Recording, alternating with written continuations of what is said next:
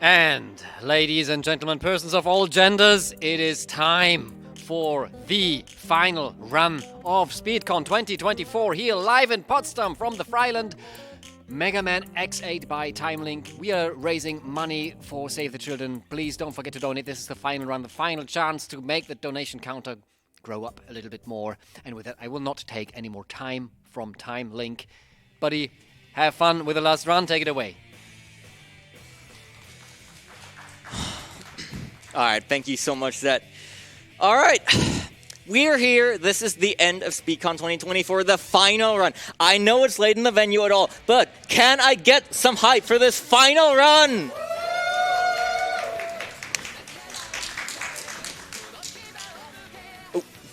All right, so this is going to be Mega Man X8. This is currently the last game in the series released, last mainline game. It's, in my opinion, also the best. It makes for a great speedrun. You know, it's the usual X game style. We have our 8 Mavericks, we have Sigma. There may be more, we will see. I'm not even going to hold up too much longer. Again, this is your last chance to donate towards Save the Children.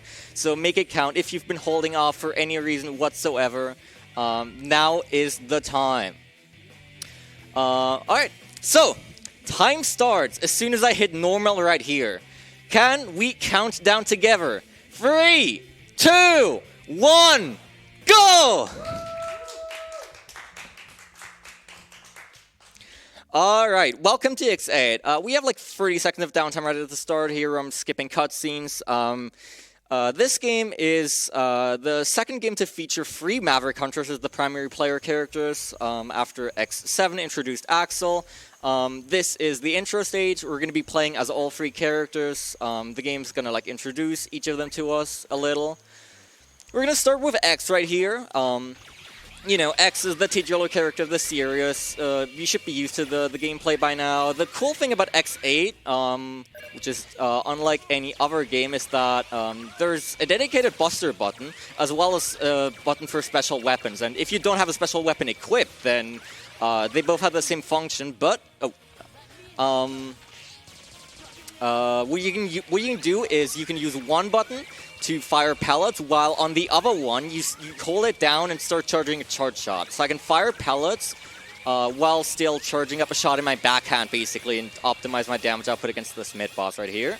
That's it for X's first section. The game introduces Axel now. We're supposed to hover across this gap, but we can like not do that. We can just air dash and then do a couple shots to give ourselves a little height. We're going to boost for most of these enemies. What makes Axel unique is that he has a little hover, and he also has a dodge roll if you try and dash while holding down. Axel also has completely built-in automatic rapid fire, as you can see here, and he can cling to walls forever. So we're going to use that to make quick work of this little gauntlet right here. It should end right about now, I think. Yep. Going to get this real quick, and that also ends Axel's section of this tutorial. Moving into Zero's. Before we properly start Zero, the game introduces something also exclusive to this game called the double attack, where you do a very powerful screen clear attack with your current team partner. You have to fill that gauge there by getting these crystals or by beating up enough enemies. And then you can do this powerful but very, very long and bitrate killing screen-wide attack. This is the tutorial we're forced to use it. Hopefully we only get to see it once more at the very, very end of the run. Now getting into Zero's section proper. Zero has the shortest dash of them all, so you'll see me like... It might look like I'm mashing it, but there is a rhythm to it. It's just a very short rhythm. Gonna be jumping up here. Zero's like most defining feature, aside from his saber, is his double jump. That's fantastic mobility. And his saber, which you can see right here, is also just generally the strongest weapon in the game. Especially air slashes are fantastic for us. They have great range. You can use them really quickly in succession, and they also give bosses very few iframes, as we'll see later. That's one of the like biggest things to take into account in boss fights in this game. Tagging right along to X again. We're gonna make our way through this section. Climb up here. 1, 2, 3, 4, 5, and that basically concludes the intro stage. We're going to have a boss right here. This boss is also a I'm skipping too early. This boss is also a tutorial for something. Because this game introduces a mechanic where enemies have shields, and you have to guard break them. All 3 characters have their own way of doing that. For X, it's this 4th level charge shot. There's 4 stages of charge for X in this game. There's, just pellets, which is just press the button. There's what I call half charges, then full charges, and then this special stage that is used for breaking the guard, which I call the overcharge. Zero can break guards by using a triple slash. Axel sometimes fires these blue bullets that do it, so just, hold on the rapid fire and then do that. This boss is super trivial, because it falls down every time you guard break it, and then you can get an overcharge and for damage, and if you're good enough on your controls, you can just kind of rinse and repeat, and yeah, that is the intro stage. We get a little bit of story here. I don't think I'll go into it too much. It's not too relevant, and there's a little downtime. Right here, we're gonna get a little result screen after this cutscene, and then we are put on the stage select. From here on, it's your usual Mega Man formula. You have 8 stages to pick from. We are going to first pick this one right here. We're gonna pick 0 and then X. We can pick a team now. We can also choose a navigator to help us, but we don't need any help, and we don't want any text boxes popping up, so we're gonna go without navigation. I'm gonna try and probably focus a little for this stage because this is one of the harder ones in the game. I don't want to mess it up too badly. This is Manowar. This stage is special. I'll try and talk about it, but it's also so this stage moves on its own. Basically, you have your 2 characters in ride chases, and you're trying to follow Manowar along and shoot him until he eventually runs out of health, which you don't see a health bar here, unfortunately. But the stage will end, and there will be a little cutscene showing when that happens. This is like a notorious stage for casual players. This is actually incredibly difficult because, if you don't know your way around this stage, it is incredibly confusing. And it is really, really easy to fall far behind Manowar, and it's basically impossible to win at a certain point. This is looking... Wow, that was really quick! Getting him at that junction is really, really good. In all of my practice runs, I got him, like, several... not screen... I got him a lot later. Going into our first boss fight, Zero is going to handle this for the most part. So, as mentioned, we want to use air slashes because they give extremely few iframes. Each air slash does 2 damage. They get a few iframes after the second air slash in succession, then a few more after the 4th. And bosses also have special thresholds. If they have 48 HP remaining, they have 64 in total. So if they have 48 HP remaining, they have this little flame aura and they get some invincibility time. If they have 16 HP remaining, they do this, a desperation attack, unless you're on easy, but we're on normal. Easy is a separate category. Most of that is not too relevant, the exact, thresholds, but it will be relevant for optimization, which we'll get into later. Now, the reason that I picked this stage first, there's a number of reasons. First of all, this stage is very unique in that you can't bring power-ups into it or anything. Like, it's not a normal platforming stage, so, like, it's not going to be any faster if you put it later. And the more important reason is that we need Thunder Dancer / Plasma Gun for something in the next stage. We're going to unlock a little secret, and that is going to be a very, very important item that we want to have as early as possible. So that's why this stage has to be early on as well. We're going to go into the shop here, buy some life bottles for safety, basically on-demand health refills. We're going to beef up Zero's life bar a bit, and then we are moving right along into Dark Mantis. This is one of the few stages where I will not pick X and Zero. That's basically your go-to team for this run, but there is one stage, and that's this one, where you are required to take an Axel for the secret. There's one more stage where I do take in Axel instead of X. That's Burn Roaster, but that's mostly preference. It technically loses time. Dark Mantis is a stealth stage, but there's like several parts to it. There's some that are like this, that if you know what you're doing, you can just kind of go through. These lasers don't actually like have knockbacks, so you can just drop through. Just make sure not to drop too far. You have to, know where to get into the passageways. We have our little gauntlet here, and then we have a funny section coming up, because there's supposed to be, like, searchlights, and they're not really visible on, like, modern PCs with good graphics cards and everything, so it's going to be a little difficult for me to get around them. It's not like a deal breaker if I run into them, it's just like an intermission thing happens, and it's not nice.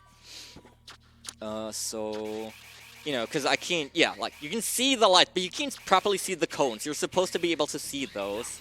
So this is a little more tricky than it would usually be. Right here, I'm switching to Axel, using a secondary weapon on the Buster called the Copy Shot. I've copied that Reploid's DNA. Gonna wait to get across this, because I don't want to fall down here. Gonna change to Axel, gonna transform, gonna salute this guy, and then he's going to let us in here. And then after we follow him in, we do 1, 2, 3, 4, and then the generators turn on. We switch to 0 because it's faster movement. Go across here, and then because this section's lit up now, at the end of this section, there's going to be some platforms in there that wouldn't be there otherwise, and we can double jump up there and get this little item. That is going to be extremely important. Well, we'll see. That unlocks something in the shop that we will be able to buy right after this stage, and it is like the most important thing in the run. Another little gauntlet here. If this one gets out of hand, which it easily can, it's a little bit of a problem. You might have to switch to Axel. This is looking very good, though. This is like the most controlled it can possibly look. That was really, really nice. Okay, sure. I don't think I have to worry about anything here. Gonna pass this final section. Again, just drop through the lasers. Make sure not to hit these things. I'm gonna use Manowar's technique for Zero right here, which is the Raykozin. It's the invincible electric dash that allows it to pass through some obstacles. Gonna use it again right here to get past these guys, and we are at the boss door. For new people trying to learn this speedrun, Dark Mantis is notoriously difficult. He does a lot of damage, he has very quick movements, and he's difficult to get the hang of. You kind of need to, like, dance with him. It's gonna be... We're gonna, like, jump around him a lot, getting him with the air slashes as before. Again, this is 16 health lost, so you got the little flame aura. We're gonna try and get him on the walls as much as possible. How much he jumps is random. Yeah, that can easily happen. He can also grab you and force you to switch characters. That is not nice. We don't want that. Come on. There we go. Desperation attack. This one goes here. This one goes there. If I wanted to be safe, I could use the double attack now to finish him, but it is a little faster not to do that if you have the safety to afford it. Alright. That is 2 stages done. It is honestly kind of the hard part of the run done. Not really. But from this point onward, things are going to look a lot different. Because we're going to get 2 things. We're going to get, you're going to see right here. This is Resetsuzen, or just Resutsen. The technique for Zero. That is going to be incredibly relevant because there's a very, very big glitch associated with it that we're going to use a lot. And we're also going to see items found. It shows a thing right there. We're going to go to the shop, and we're going to buy that right away. Free text boxes here. Go to 0, and it's the D-Glaive. I think the full name is Durga Glaive, but we're just going to call it the D-Glaive, or the Spear, or the Lance, whatever. There's technically... So there's a big skip here. I'm going to explain later, because, you know, just watch the magic happen at first. The thing is, I'm going to focus, because there is technically softlock potential here. With the new method of doing this skip, it is way, way less likely, and I haven't done it in, like, 5 years, but... It is technically possible. What's supposed to happen here is, like, you have this giant Reploid on the left that's supposed to chase you right for, like, a minute. And then you hit it, and then you go back for, like, a minute. And now... Alright, we're in. Then you go back for, like, a minute, and we don't want that, because that's really, really slow. So we skip that. Before I talk about the skip, I want to talk about this guy, because this guy wouldn't normally be here. This is Vile. He's back in this game. If you played X1 and or X3, he was like a kind of side villain there. He's back here as a mid boss. Where Vile shows up is random, asterisk. By that I mean, if you do the stages in the same order every time, Vile will replace the same mid bosses every time. He replaces mid bosses. He only shows up in mid-boss rooms, and then, you know, when he shows up, you don't have to fight the actual mid-boss. So we go a very specific route also for that. Because like Trilobite's mid-boss right here is super slow and we do not want to do it. I think he should die on this hit, so I'm going to wait here. Yep. There's a door right there. We don't need to go through it. It's fine. Well, I'll explain that later. This game is great. It's fantastic. It has a lot of super fun movement. This is our Frog Trilobite. I have to guard break him right here. I don't have the weapon that permanently gets rid of his armor, so I'm just gonna have to like tickle him out of it for a second. And he can go back in if he wants to. It is up to luck whether he does or not. You know, you can see his shell lying on the ground right there. We hope that he finds it comfortable without it. Those bullets are big knockbacks, sadly. That's okay. He's gonna go into desperation, and hopefully he doesn't go back into the armor at all. Right, so I should probably cover the funny glitch because that's going to be a big thing. The funny glitch is something that we call spin fly. It uses the Resutsen technique, which the intended effect is like you jump and then you press special weapon and you just hover in midair for a little while constantly swinging your glaive around. And there's an intended mechanic where, you know, you can cancel it downwards basically by pressing down, down left, or down right. However, this effect is triggerable with both sticks. And the game gets a little confused if... hang on, let me shop here. I think we buy... Yeah, we buy life up +1 for 0, life up +1 for X. The game gets a little confused if on the left stick... you instead hold an upwards direction, so like up left, up right, and then use the right stick for the trigger input, like to cancel the move. Because then, you know, the game reads the trigger input, but it actually inputs, or like it lets you go the direction of the left stick. So, you know, we can start the input, we hold an up direction, and then we do the trigger input, and then we just kind of go flying. That looks like this. You might know this is not exactly how the game's supposed to look. It's okay. We can fly a lot. Like, we can fly basically without limits. That can occasionally soft lock us. So, you know, there's a couple spots in this stage where I have to be careful, but usually you have to go way overboard on height if you're trying to soft lock. This is just a general, really fast method of movement, though, on top of, you know, letting us cheese a lot of things because we retain dash speed during it. It trivializes a lot of things and it makes for fantastic movement, in my opinion. It is awesome. So this is... Hey, TimeLink, I'm so sorry. Can you please let me know when there's a good time for donations? We have a couple in line. Okay, thank you. Thank you so much. Yeah, I will. Just, there's so much. I think near the end of the stage. You kind of saw the intended effect of the Resutsen right there. You know, we spin in air a little, and even for just the intended effect, it's super powerful because you just constantly swing the glaive around you, and you just get a lot of hits in on enemies that don't have iframes, which is most non-bosses. It is just, it is super powerful. As you can see, it's demolishing these robots. I think we have some time for donations now. Perfect. We have $10 from our friends at German saying, let's go TimeLink for Finish the SC 2024. Yes, finish that marathon.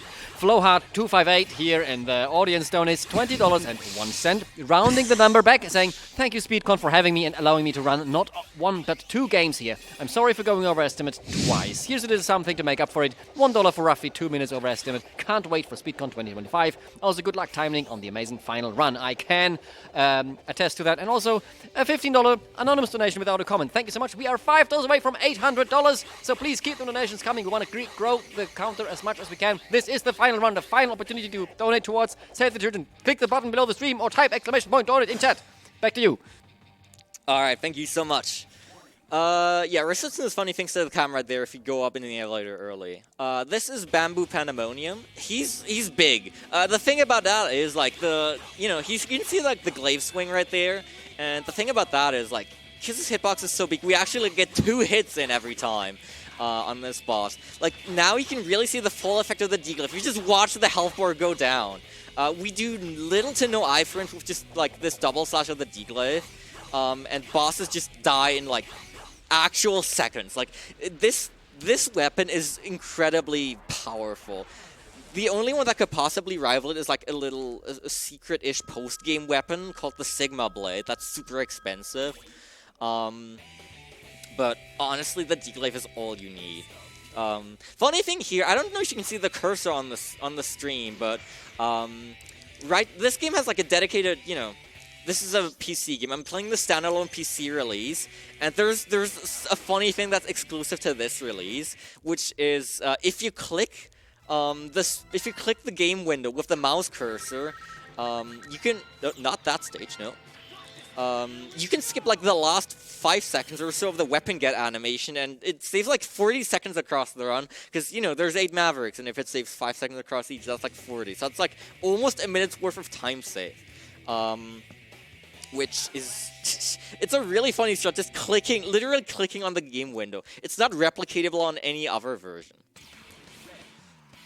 This is Avalanche Yeti right here, not to be confused with Yeti Blizzard from Mega Man Star Force 2.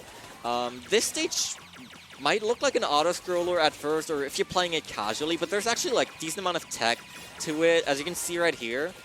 What I'm doing is I'm dashing with one character, swapping, which retains that momentum, and also lets me use the other character's dash, and then both characters' dashes are on cooldown at the exact same time. So this is the fastest we can possibly maneuver through this stage. Hits are very rad to take because they lock you out of dashing and out of character swapping for a while, so, you know, I'm just kind of like doing this and then kind of mashing shoot to try and clear most of the obstacles in the way, although generally I just try and stay clear of them anyway. Sometimes they will hit you, and alright, everybody enjoying this run so far?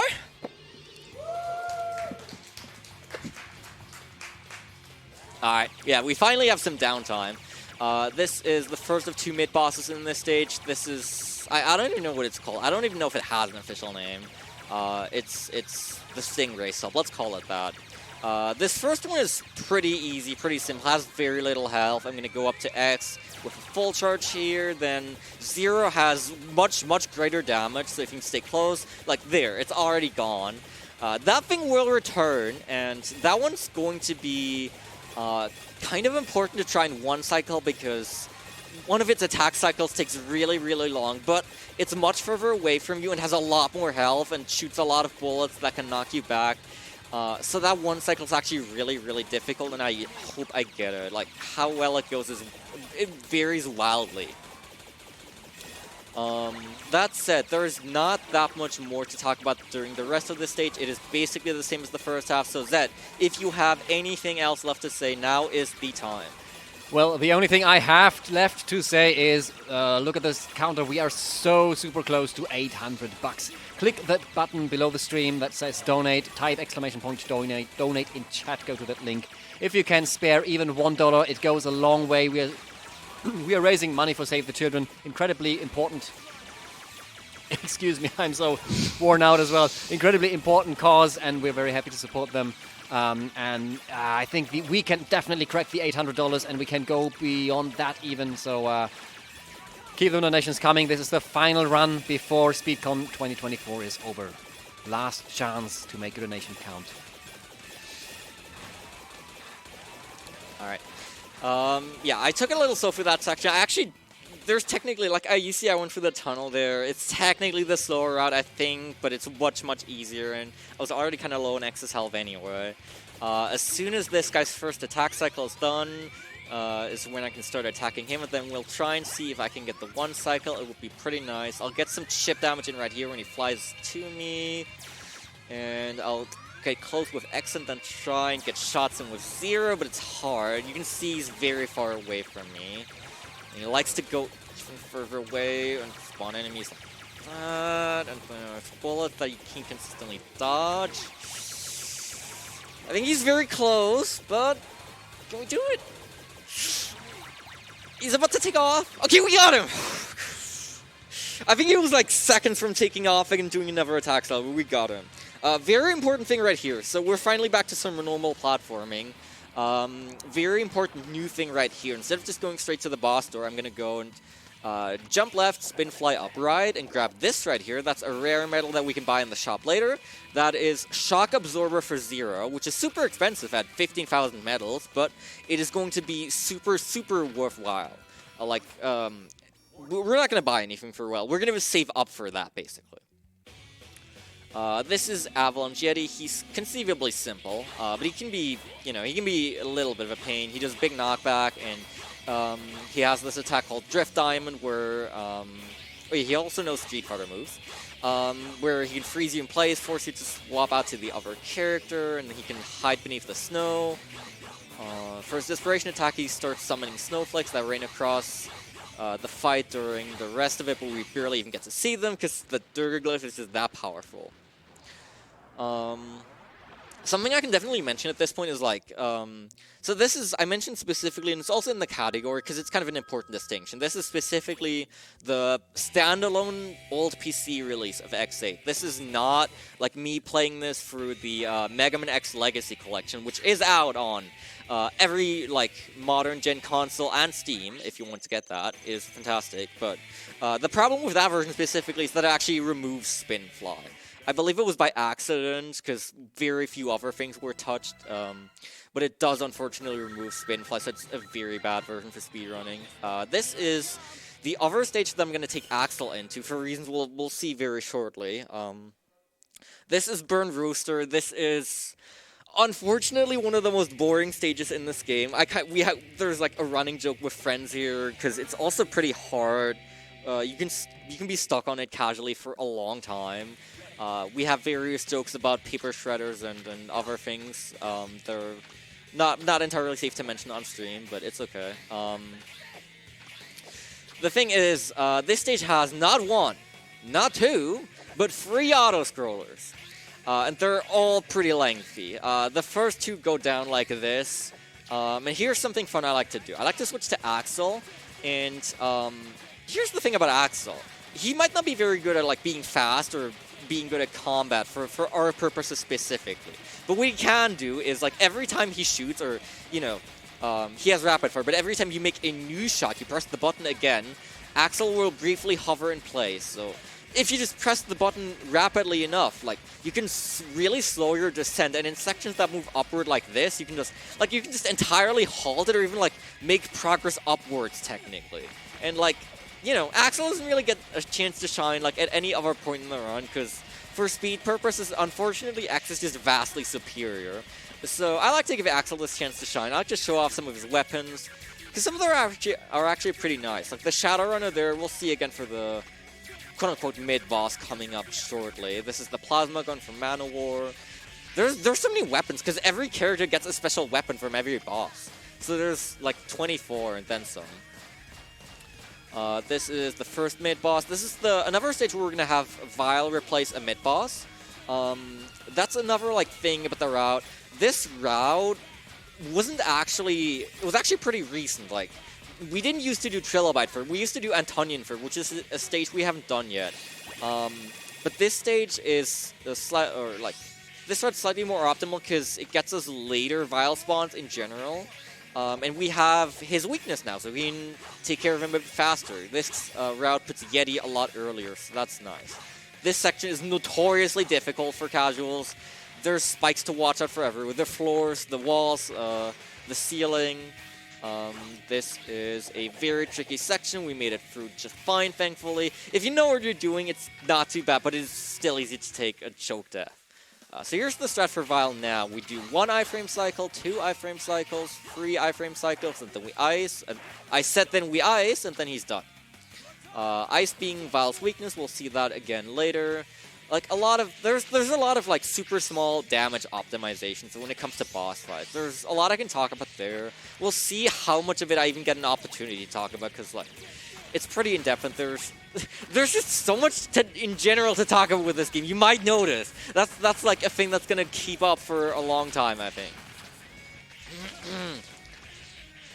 I think there was something I wanted to talk about here as well. I don't quite remember though. What did I want to say? Well, in the meantime, I am seeing that the donation counter has jumped up above the $800 mark. So, Zed, We're in an auto-scroll. Take it away. That is very correct. Thank you so much. Yes, we have received more donations. Just as I finished my plug last time, Willie Wilker has sent in $6.66. Thank you so much, saying thanks to the organizing team and all runners for the nice event. Thank you so much for the nice donation. And yes, the organizers have done a great job on the runners as well. And I believe it's pronounced Neve Fair or Gneve Fair has sent $10 saying, I hope you brought your paper shredder. Whatever they mean by that. Thank you so much. Yes, we have surpassed $800. We are at $811.66. This is not the possible end of the donation counter, but this is the final run. So if you want to contribute to the good cause, click the button below the stream, type exclamation point, donate in chat, and keep the donation counter growing over this final run of SpeedCon 2024. Yeah, thank you so much. That's an in-joke. You don't need to worry about it too much. It has backstory. It's okay. This is Burn Rooster. We're finally in with the auto-scrollers. Well, the first two. So we can finally start talking about optimizing damage a little. So I mentioned the thresholds earlier. Again, so when bosses have 48 HP left out of their 64, or 16, they have thresholds.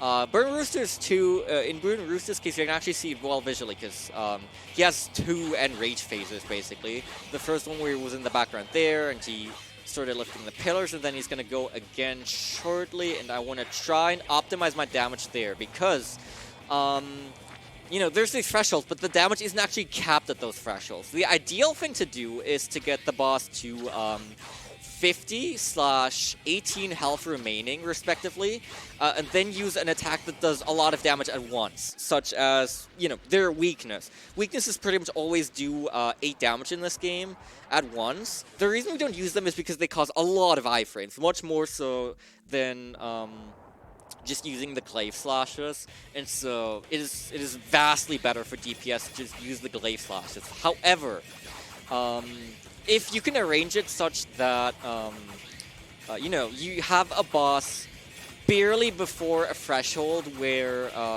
they become invincible anyway, then you can use the weakness without any time cost and you actually gain some damage. Like, you know, on bosses where the weakness isn't too costly to use, like Avalanche Yeti, you try and get the boss just before both of their thresholds and then hit them with the weakness. I think I showed it off pretty well at the end of Rooster right there. We had like, you know, instead of 16 HP exiting his desperation attack, he had like 10 or something, and then I just glaive slashed once into ice, and that just makes for a nice and super quick finish. It's really not a big thing. Like, it's not a thing that you need to worry about when learning this game, but it is a big thing at like the high levels, the low times. Like when you're going for times closer to an hour or even sub-hour, like those are the things that you start discovering, start taking into account, and like it's really technical. It is really interesting. It's hard to explain. I hope I did it justice, but it is honestly super cool. And with that, we have finished the Burn Rooster stage.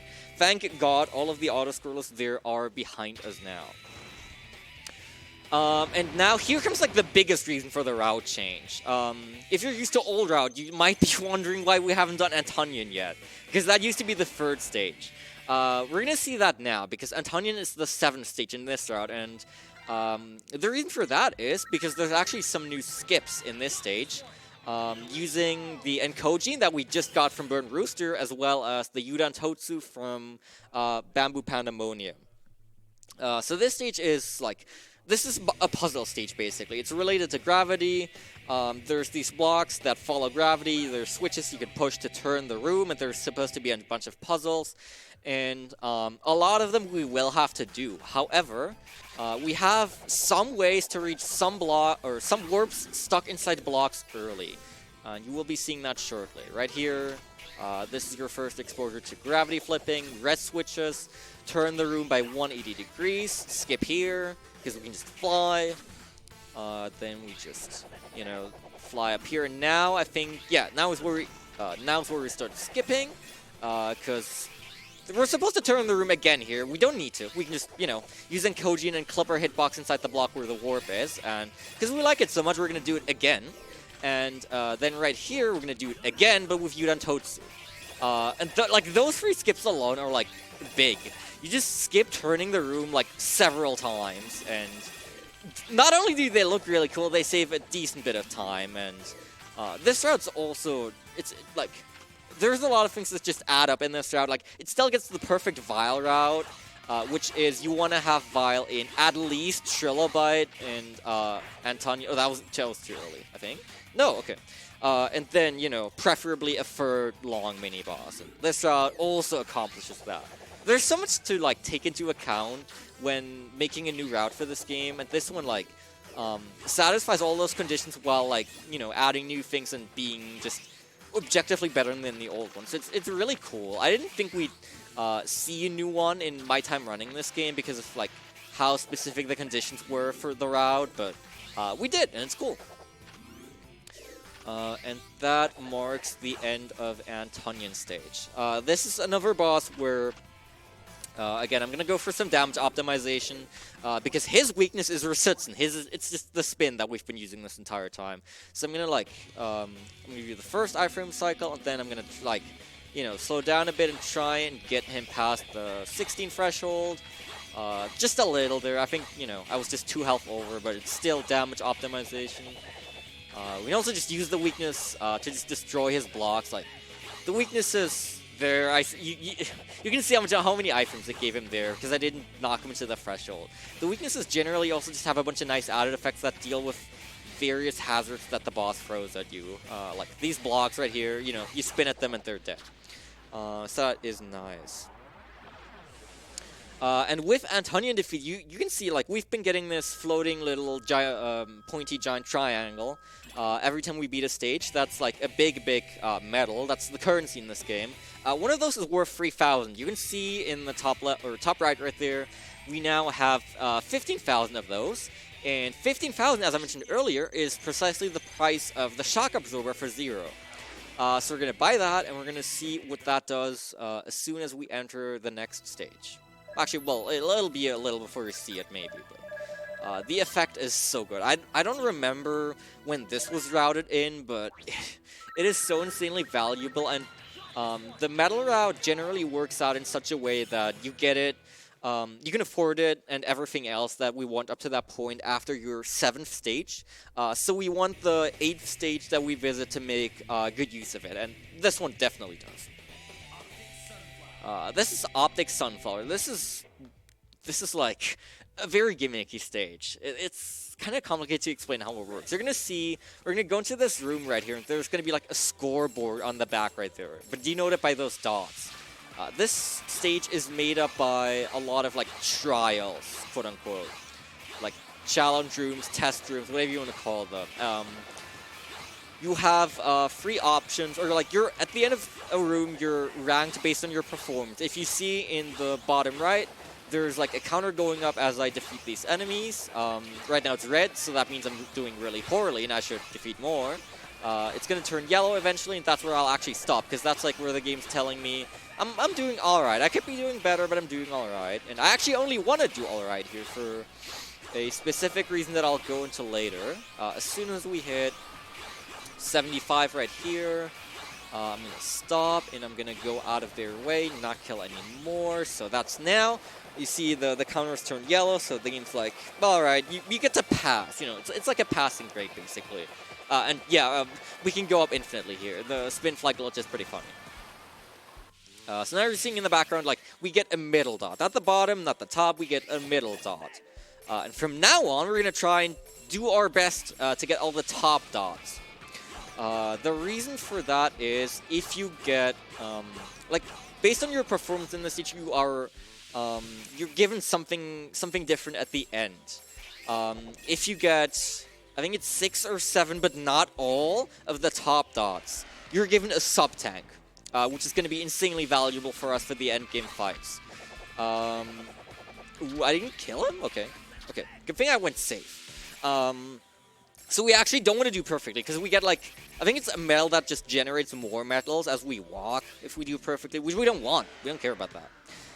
And the reason we, like, had an imperfect score in the first one in particular is because that's the only one that's just, like, time locked, that we can't go any faster on. You'll see all of the rest of the trials, we can't actually go speedy on.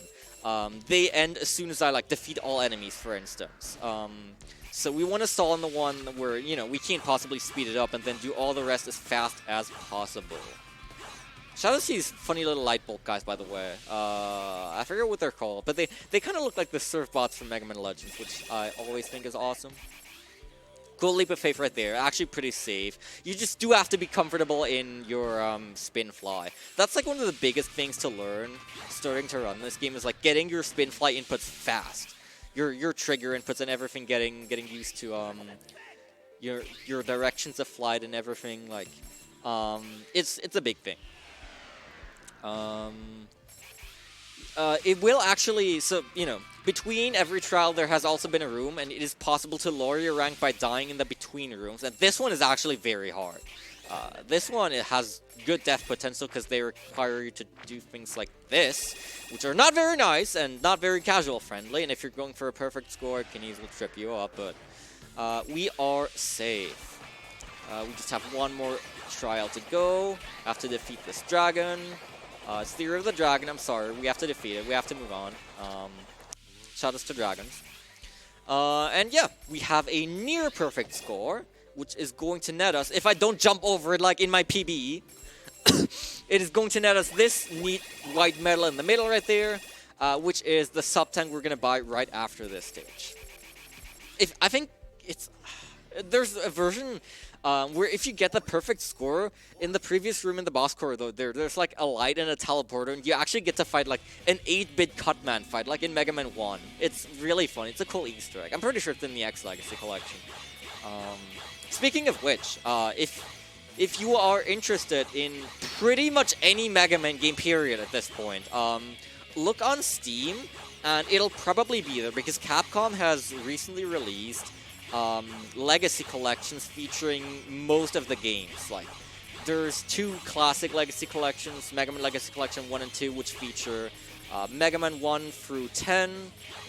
There's 2 X Legacy collections, which feature X1 through X8. There is the 0 and ZX Legacy collection, which features Mega Man 0 1 through 4, as well as ZX and ZX Advent. And there is the 2 Mega Man Battle Network Legacy collections, which feature all 6 mainline Battle Network titles. And, like, they're very affordable, too. They often go on sale at this point. Maybe not the BN collection, because it's kind of recent, but, like, again, if you have literally any interest in Mega Man whatsoever, those are a very good deal. They also generally come with great, like assistance features, because Mega Man is a notoriously difficult game series. You know, there's some functions that you can turn on and off at will to maybe help yourself get through the adventure, help yourself get a little kickstart, and who knows, maybe you'll have your first Mega Man cleared soon. With that, we have cleared all 8 Maverick stages. We're going to buy the sub-tank right here. I'm not actually going to fill it because it should generally fill just as I go. And yeah, with all 8 Maverick stages done, we get the grand revelation of every X game. It's Sigma! What? No! You're not telling me Sigma was behind it for the 8th time in a row.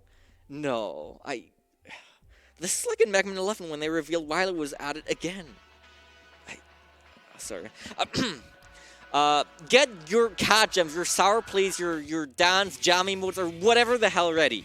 For this stage, this is Jacob Orbital Elevator. This is one of the most famous tracks in the X series, I would say. It is a huge banger, which is good, because this stage is like a 3-minute auto-scroller where we don't really do anything except, you know, we press B, and then we press A, and then we press B, and then we press A, and there's not that much. Zed, if you want to have it again, now's the time. Well, as you can see, we are slowly but surely approaching, with every ticking second, the end of this very last run of SpeedCon. You know what I would also love to see ticking is the donation counter upwards. We are still at $811.66, which is an amazing sum, but it would be even more amazing if it was any larger.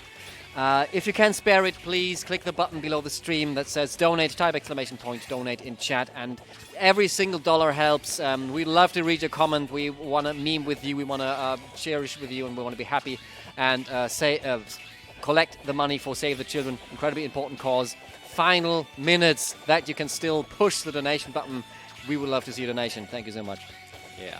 I think the estimate says like 115 or something because I hadn't ran this game in a while. But I honestly, like, you know, with this game, I play it so much, I love it so much. I start to realize sometimes that I barely even rust in it. So, like, at the rate this is going, because this has been a very good run so far, it's going to be more like 1 hour, 3 minutes or something. So, if you have been hesitating, if you have been unsure, if you have been holding off for any reason or another, now is the time to get those donations in. Every single one means so much. Yeah, as we're going up the elevator here, we're going up sky high. We're going up into space. It's like Jacob's Ladder. There's a lot of like biblical references in this game. There's, you know, Noah's Park, the intro stage, which is themed after Noah's Park or Noah's Ark. And there's, you know, various other things you can call it, like Noah's Shark and Noah's Bark and Tark and yeah. There's also Lumine, who's a character we haven't really seen because we skip all the cutscenes. They make a lot of biblical references. We'll get to that later. It's fine. As we go up into this stage, I think we're about to come up on the end of this auto-scroll, and there's a very funny thing you can do, because you've been seeing these, like, quote-unquote intermission rooms. Every once in a while where the elevator stops, some enemies come out, the faster you defeat them, the faster, you know, you go through the stage, which is still really just pressing B and then pressing A, because again, this is just something you can do on the X Legacy Collection as well. This is just the spins effect. No glitches involved. I think after this one, if I don't do that, since this guy's gone, this is one of those guys that doesn't have drop their shield. I can spin fly up, and now Zero in the cutscene is going to be like, as soon as it fades out, I must go! My planet needs me! And he's gone. And we just get this awesome picture of space. You like it? I think it's cool. Oh, there's a warning about space. I guess it's pretty dangerous up there. Alright, we've reached the top of the elevator. This is Vile, finally showing up in proper boss form. His weakness is still ice, though. Again, gonna try for a little damage optimization here and there. This is gonna be, I think now's the time, yeah. This is the funniest strat in the game. This is Vile's Desperation attack. He summons these lightning beams, and the beams don't reach across, like, you know, the top of the screen. We can just fly up here for a long time. Eventually they'll stop, and then I'm watching one specific one for a visual cue. That's right now. And I can release the button, release the controller. I can, you know, look around the crowd, give everyone a wave. And we will have very comedic timing on Zero dropping back into the arena right as the attack ends right there. And that is Vile. I love the way that Zero just drops in perfectly timed with the Desperation attack ending. It has high comedic value. Alright, that is the second to last stage in the game done. If you have played any Mega Man game, what would you say is like an absolute staple of the series that is prominent in basically every game so far? You have like 30 seconds to answer while I go in.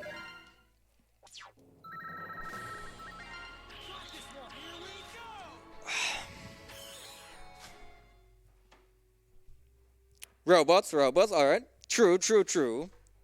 Not the answer I was looking for, but technically true. You do get full points. Time for the Devil Boss, true. Also a staple, but not present in nearly every instance.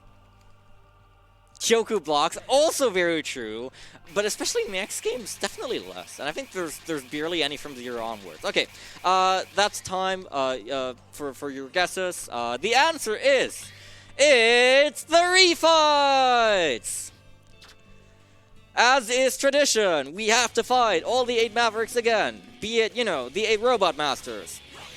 Be it the 8 Mavericks. Be it the 8 Mutos Reploids. Be it the 8 Pseudoroids. Be it the Net Navis. Be it the FMians. Be it whatever the hell it is in Legends. I still have not played Legends casually. That is a like big thing on the to-do list for this year. Mega Man Legends. Probably great series. I think. I don't know. I can vouch for all the rest of the Mega Man series. I will be able to vouch for Mega Man Legends later this year, I hope. I know there's like a funny dancing monkey guy in it. His name is Data. He's awesome. That's like the extent of my knowledge. Let's see. I don't really have that much to say about this stage, honestly, because, again, this is mostly a rehash from what we've seen. There are some differences. Earthrock Trilobite was actually one of those, because you did see that I started the fight off with Shuhazan, which is Antonion's technique for Zero. That was the technique that permanently destroyed his armor. Oh, what? Okay. Didn't hit. And, you know, it does give him long iframes, but it prevents the possibility of him going back into his armor. So we just kind of take it. On average, it ends up being faster.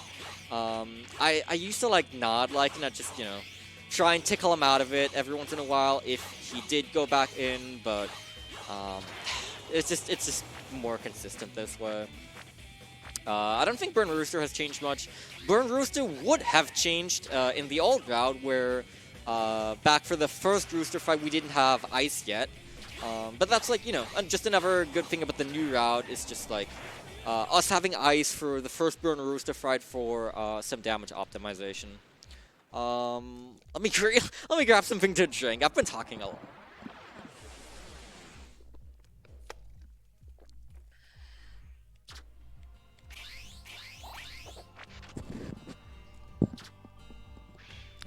Always remember to stay hydrated, people. Very important. I think this stage is about the perfect time, you know, if you need to get up, if you need to stand, stretch, if you need to go and get some food, some snacks, some popcorn, if you need to get some water, some drinks, if you have not taken your medicine yet, now is the perfect time to do all of that and more. Dark Mantis, as a fight, you'll see vastly different from what we saw in the stage back then. Much faster because we have the Deaglaive and the Shock Absorber. Did I ever even mention what the Shock Absorber actually does? I feel like I just kind of skimmed over that. What the Shock Absorber does, you might have been noticing it here and there, is just straight up, it removes knockback on Zero. Like, he just rammed me and, you know, Zero didn't even really flinch and he just rammed me again and, like, you know, he can punch me from below. Zero does not budge an inch. It is super helpful because you stop getting knocked out of attacks and it stops a lot of bad situations from happening, and it is super worthwhile. We don't even really have anything else to spend the medals on. Like, I think the medal route's kind of perfect as is. So, it's just super nice. Especially because Zero's specific Shock Absorber rare medal that we have to find in order to buy it in the shop is just, like, basically not out of the way. It is, like, it is such a minimal detour. Now, this is another vastly different fight.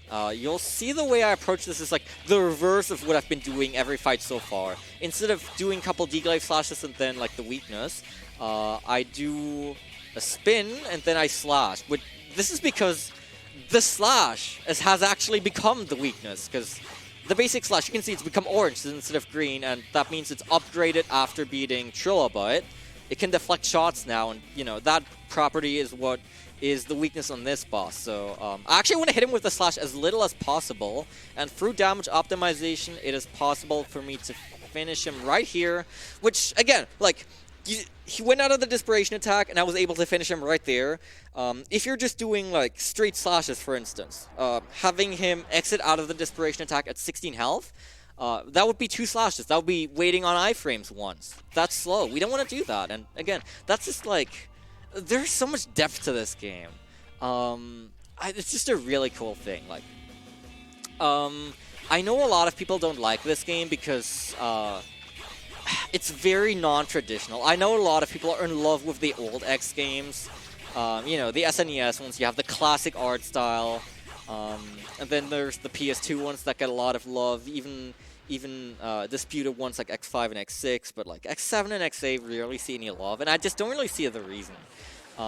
These games, like, I think X8 controls so smoothly, so perfectly. It has a lot of really fun things. It's a lot of intricate mechanics. It's just, I love it to hell and back. It plays so well. I could play this game on and on for years to come. Yeah. I guess I might as well do a little shout out to the X community while I'm here. We have somewhat active. Obviously not as active as like Classic. Oh, whoopsie. An active community. There's like a dedicated speedrun Discord for every single serious community. So like we have a Classic Discord, we have an X Discord, Zero, ZX, and so on and so forth. I think you can find them all on the Mega Man RTA leaderboards, which is where you should generally submit your Mega Man runs, because that's like the central site where we host our leaderboards. For most of the series, it is not speedrun.com, so yeah, find us on the Mega Man RTA leaderboards. If you have any interest in speedrunning, even like the niche ones, you know, maybe you're not interested in speedrunning a mainline game, like a numbered one. Maybe you're interested in speedrunning Mega Man Extreme 2, or The Misadventures of Tron Bonne, or something like that.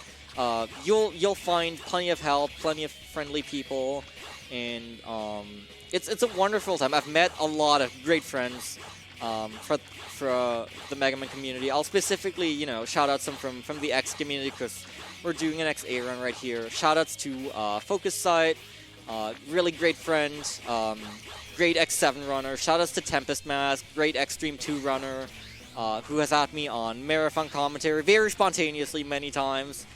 Shoutouts to Young Zorn or Rose Zorn, great aspiring runner for many games across many series. And yeah, I think with a particular focus on X7 and Extreme 2, but still. All right, the Lost Mavericks actually have things to talk about. Woo! So everything's exploding. We don't like everything exploding, so we're gonna escape. There's a door down there. We don't need to take the door. However, the funny thing is, in order to turn the explosions off, the game actually checks if we have been through both doors. We haven't. So the explosions aren't going to stop. There's going to be explosions in this boss fight whichever way Zero looks, which is incredibly funny. This is Sigma. He's the final boss. So time's coming up shortly, right? He's pretty simple, you know. We can tank him with Shock Absorber for the most part. We guard break him. He does this Desperation attack. He lights the floor on fire. We don't really care because we have Shock Absorber. We just kind of tank the flames as Sigma dies right there. And that's... wait, that wasn't Sigma?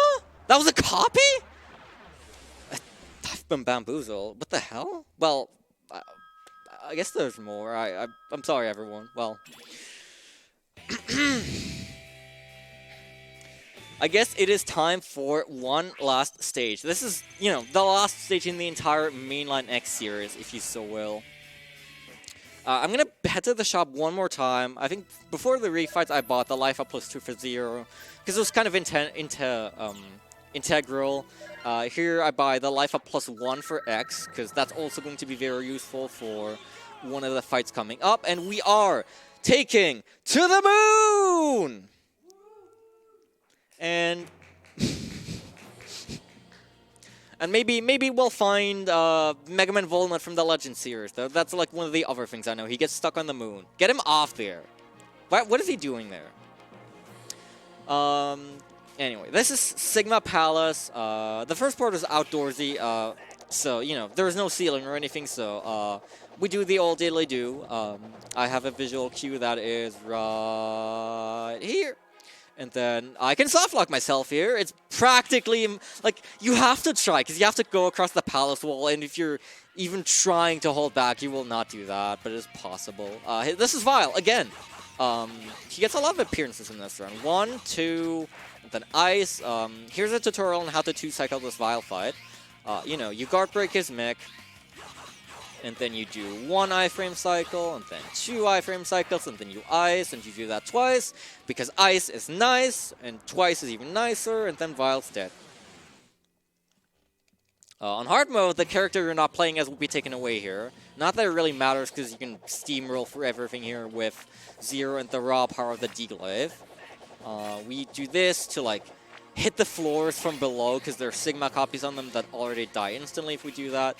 This is a very hard section for casuals. This is super unforgiving. A lot of spikes, a lot of pits, a lot of like cheap shots. And this section's super hard if you're not, you know, doing spin fly. It's a really tough spike gauntlet. That one really frustrates a lot of casual players. And so, we're going to the final fights. as is tradition with every Mega Man X game, the final boss is indeed Sigma. And, you know, we've been playing Zero for a lot of the run. However, it turns out this one boss fight is the one where the weakness with X does not cause a million iframes.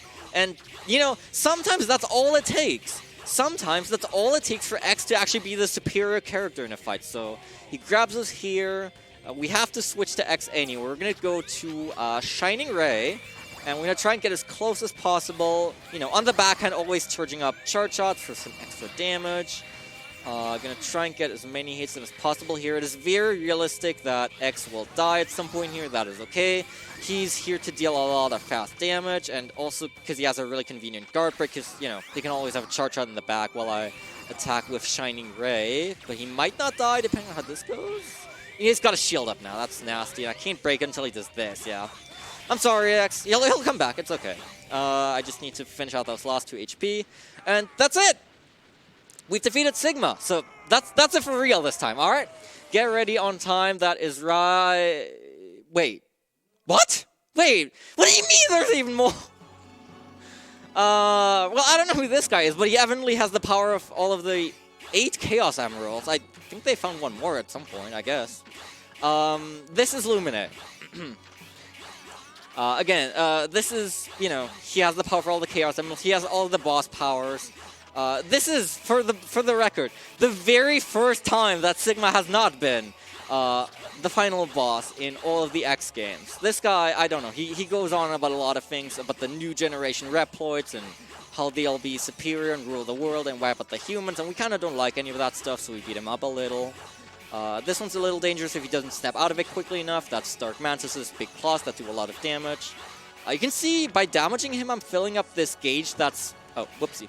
That's to the top left. That's currently blue. As soon as that fills up completely, X will be revived, which will be very important for the end. There we go. That's my double attack gauge, because I do want to finish the final phase with double attack, because it's a lot safer. Alright. Surely that was it. Alright, I'm ready. And that's...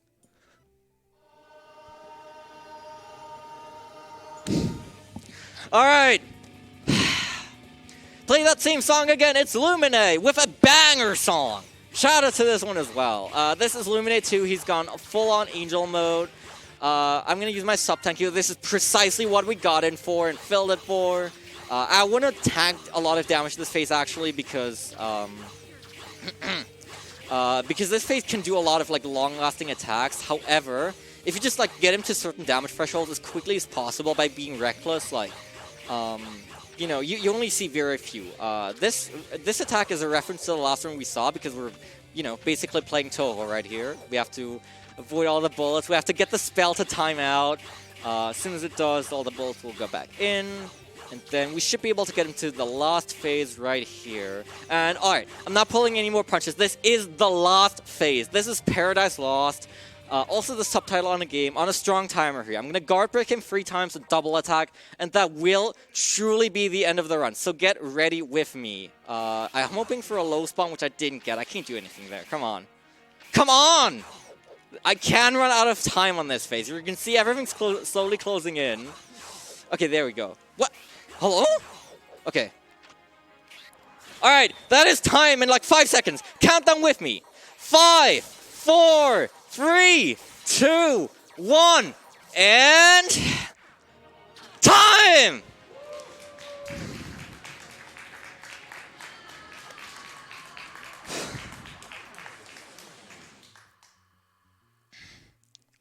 Alright, and that has been Mega Man X8 for the PC. I'm gonna like let the final cutscenes here play out as I do my shoutouts and everything. This was, wow, that was like a really good run. I think that was Deathless. That was an insanely good run of X8. There's a lot of things that can easily go wrong there, but I'm very happy with this as a showing for sure. 101's fantastic. I think my current PB's 10018 or something like that. I've been, you know, I've been hoping for the sub hour, but I haven't been quite there. Alright. I know everyone wants to go to bed, but do give me the couple minutes for a couple of shoutouts. Again, I've already, shouted out the X community, wonderful people. Again, if you're looking to get into Mega Man, there's various communities for every series. I will also take the opportunity to shout myself out, because this is like the main thing I do. Like I'm kind of known as the Mega Man guy in most circles. I have speedrun all of the mainline classic, as well as X and Zero and ZX and Battle Network and Star Force titles, which is like 40 different titles or something. I do a lot of Mega Man, and sometimes Donkey Kong, and sometimes other things. So if you care for that, twitch.tv/TimeLink, it is very easy to memorize. Shoutouts to the German restream. We've been hard at work behind the scenes. Shoutouts to the Soren's live team. Shoutouts to Germans for supporting us. Shoutouts to all the other commentators that joined us. Thank you so much for making all that possible.